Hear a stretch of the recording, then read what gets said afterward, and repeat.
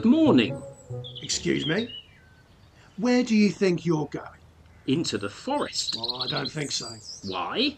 It's a crime scene. Actually, it's multiple crime scenes. Really? Really, it's a no-go area. Crime is rife, it's not safe. But I wanted to have a walk in the forest. Are you mad or something? You wouldn't last 5 minutes in there. Well, what are you, a botanist? Bird watcher? Tree hugger? I'm a writer, actually. I'm Hans Christian Andersen. Perhaps you've heard of me. No. Really? No. What sort of stuff do you write then? Oh, plays, travelogues, poems, novels. You sure you haven't heard of me? Yep. Anyway, what does a writer want to be in a forest for? You'd be better off in a library with a quill, wouldn't you? I was looking to take a walk in the forest to do some research for my next project. I'm thinking of writing children's stories. Research? In there? Children's stories? Are you some kind of sadist? No. Let me tell you, mate, in the last month alone, we've had a number of traumatising incidents in the forest involving children. Oh. Yeah. And there's a little girl who did a burglary, nicked some porridge and took a nap in the homeowner's bed. That doesn't sound too traumatising. The house was owned by some bears, and when they came home, well, they weren't too pleased, I can tell you. Don't get me wrong, I don't condone juvenile delinquents stealing breakfasts and messing up folks' pillows is reprehensible, but if you're 10 years old and get confronted by 3 angry bears for your crimes, you're more than likely going to end up needing counselling. Is she in counselling? Not yet. There's a very long waiting list. Even Red Riding Hood only just got her first appointment. Who? You didn't hear about the little girl whose grandmother lived in the forest, got eaten by a wolf, and then the wolf dressed up as a grandma with a view to eating the girl? Sounds a bit far-fetched. I don't know what they teach kids in schools these days, but clearly this little girl couldn't tell the difference between her gran and a wolf in a bonnet, and if a woodsman like myself hadn't happened along at just the right time, things could have ended up a lot worse. Well, look, that all sounds awful. But aren't those incidents over now?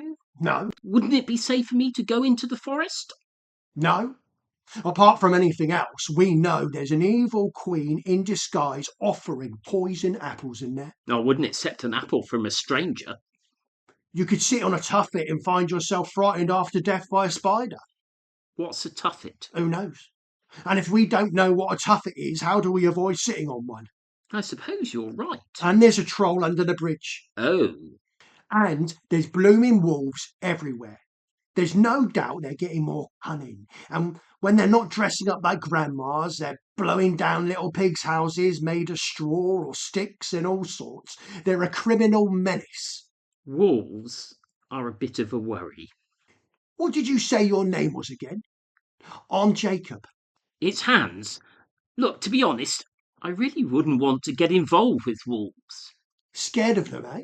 I am. A bit, but it's more the memory of what happened when I was a child.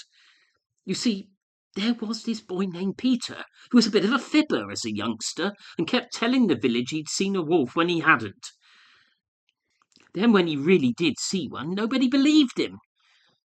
Now I always worry now that nobody would come to my rescue if I got into a wolf situation. Well, there's plenty of wolf situations to be had in the forest, Hans, me old mate. And there are witches. No. Yep, witches all over the place, casting spells, curses, capturing children and all kinds of crimes. Wow. I had no idea the forest was such a dangerous place. To be honest, I blame the residents. A lot of them are weirdos, and that's bound to lower the tone and attract the wrong sorts. People building houses out of gingerbread or growing their hair so long they could climb a tower. Do you know there's a woman living in there in a shoe?